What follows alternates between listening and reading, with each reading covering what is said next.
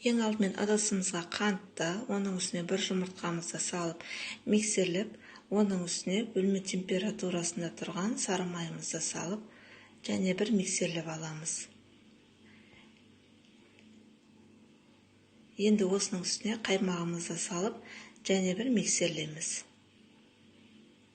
Енді ұнның үстіне сода және какаоны салып араластырып аламыз.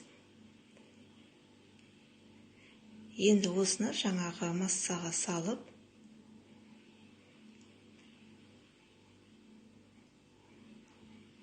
осылай араластырамыз лопаткамен.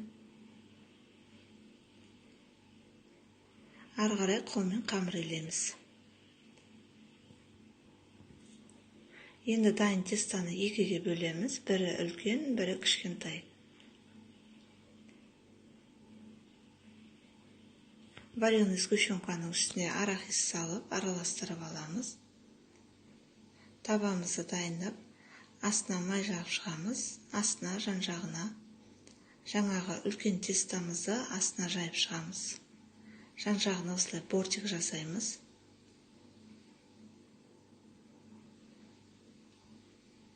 Начинкамызды салып,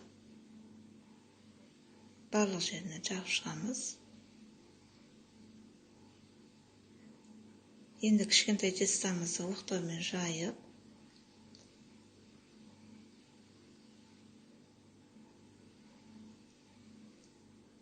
жалпы өзіңіздің фантазияңызға қарай үстін әсемдей берсеңіз болады. Осылай бетіне сетка жасап шығамыз.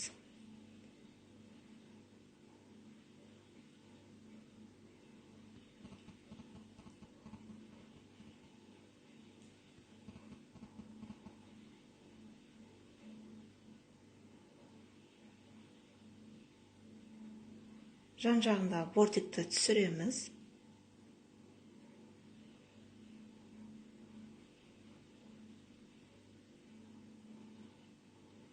Осындай планшердің көмегімен мен осылай гүлдер жасап шықтым.